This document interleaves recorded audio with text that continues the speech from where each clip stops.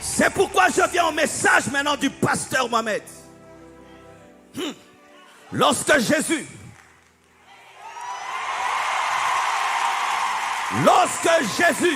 est venu sur la terre, il parlait quelle langue?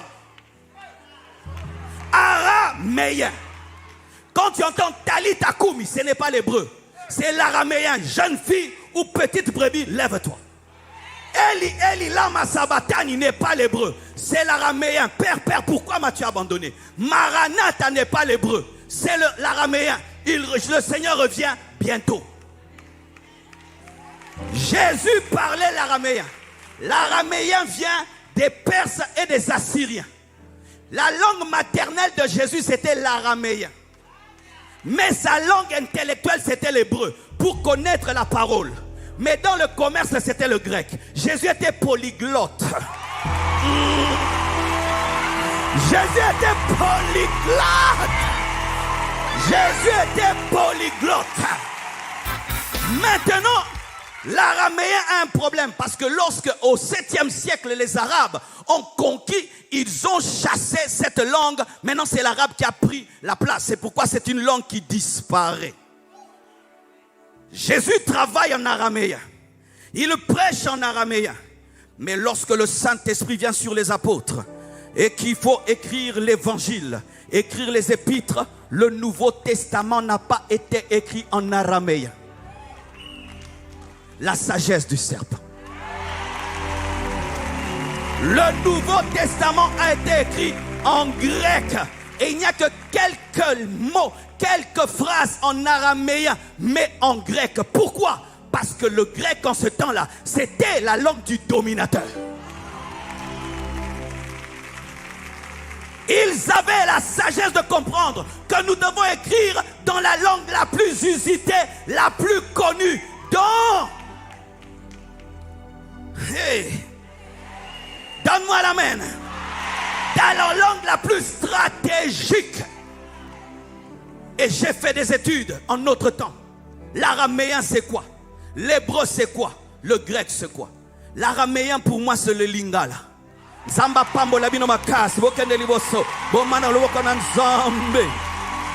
je ne peux pas continuer en araméen. Pourquoi? Parce que je dois utiliser ma langue intellectuelle, le français. Je dois utiliser mon hébreu.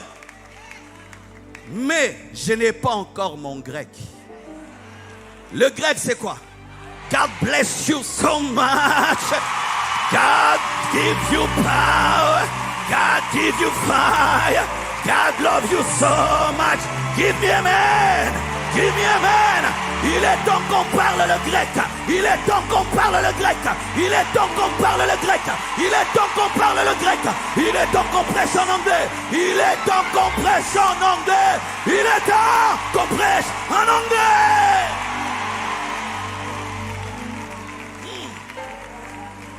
Quand je consulte ChatGPT 4, ChatGPT 4, parce que moi je ne consulte plus trop Google, il dit quoi? Que 20% de la population, attendez, 20% de la population mondiale, soit 1,5 milliard d'hommes sur la terre, parlent anglais en 2021. 14% de la population mondiale parle mandarin, le chinois facile. 3% ou 4% seulement de la population mondiale, donc 300 millions de personnes, parlent français. Français, c'est l'araméen.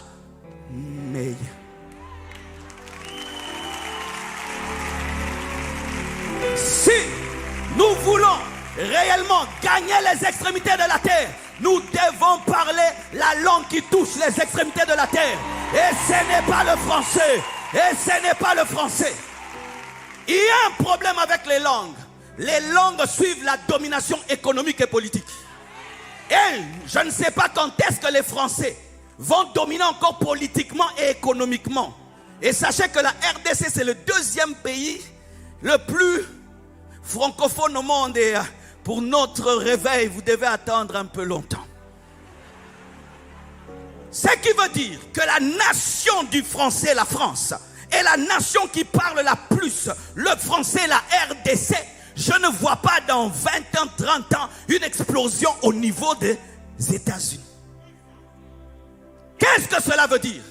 Le français va commencer à disparaître. 4%, et puis 3%, 2%. Oui, si on veut t'engager, on te dit tu dois parler anglais, tu seras obligé. Mes enfants ont grandi en anglais. Ils parlent plus anglais que français. Ils réfléchissent en anglais et puis ils font la traduction en français. Mais ce sont des Congolais. Pourquoi? Stratégie du futur. Alléluia. Maintenant nous disons nous allons gagner les extrémités de la terre. Avec les Français, tu vas gagner le monde avec une langue qui n'est parlée que par 3%. Entre les serviteurs de Dieu anglophones et francophones, qui sont les plus lus? Qui traduisent leurs livres de l'anglais en français ou du français en anglais? Nous lisons leurs livres en français. Est-ce qu'ils lisent nos livres en anglais? Je vais prêcher à Miami, je vais amener des livres en français. Quelle honte pour moi, vraiment, quelle honte. Je n'aimerais pas, plus jamais, j'irai moi à Miami avec des livres en français. Mon département de la presse, nous nous convertissons à partir d'aujourd'hui. Nous allons prêcher à Miami, nous amenons des livres en anglais. Nous lisons Joyce Meyer en français, tout en français, mais ne parle pas français. Même Joyce Meyer prêche en français, plus que moi. Il y a quelqu'un qui double sa voix pour toucher les 3%. Mais nous ne doublons pas nos voix en anglais pour toucher les autres. Alors qu'il y a une intelligence artificielle maintenant qui peut cloner ta voix. J'allais faire la démonstration mais il n'y a pas de temps. On a fait ça avec ma voix. C'est moi mais je parle anglais. Ça m'a fait parler le français, l'anglais et ça m'a fait parler l'allemand. Mais c'est ma voix. On clone ta voix et tu parles. Nous devons créer des chaînes YouTube en anglais. Des Facebook en anglais. Et vous qui parlez anglais, qui parle déjà anglais? Vous allez voir, est-ce que vous publiez sur internet en anglais? Est-ce que vous prêchez en anglais? Non, français, araméen, araméen. Si tu parles français, tu dis, le Seigneur vous aime. Mais en anglais aussi, God love you so much. Ça te permet d'avoir un impact double. Nous, hey, tu ne peux pas impacter un peuple si tu ne parles pas le langage du peuple. Regardez, nous invitons les anglophones dans nos conférences. Est-ce qu'ils nous invitent dans leurs conférences? Vous savez pourquoi? Parce que nous, les francophones, on comprend que quelqu'un prêche en anglais et puis on t'interprète en français. Mais l'anglais n'aime pas les interprètes. C'est pourquoi, en rentrant à la maison, je vais étudier l'anglais. Mon défi, dans 2 ans, maximum, je dois prêcher au moins 45 minutes en anglais. Le jour que le pasteur Grégory va m'inviter et qu'il me demande où est ton interprète, je dis dedans. Pasteur Grégory, je vais venir bientôt prêcher à Tabernacle de Gloire in English. Yeah! Mes frères et sœurs, imaginez ce que je dis là. Ce que je dis là, si c'était en anglais, quel... Ah, que rebosaya! Je prie que Dieu te donne l'intelligence. Je prie que Dieu te télécharge la langue. Que Dieu te donne l'intelligence. Que Dieu te donne cette capacité. Cette semaine, je vais rencontrer T.D. Jakes, mais je ne serai pas causé avec lui. Alors que pendant des années, je l'écoutais prêcher. C'est lui qui a influencé mon style dans la prédication. Mais on va se rencontrer, ce sera good morning, good morning. Quel retard! Allez étudier l'anglais. Mettons nos cultes en anglais sur internet, comme fait déjà le pasteur Mohamed. Mettons cela. Enseigne-moi, mettez cela en anglais. Mettez l'anglais. Mettez l'anglais. Arrêtons de ne voir que la francophonie.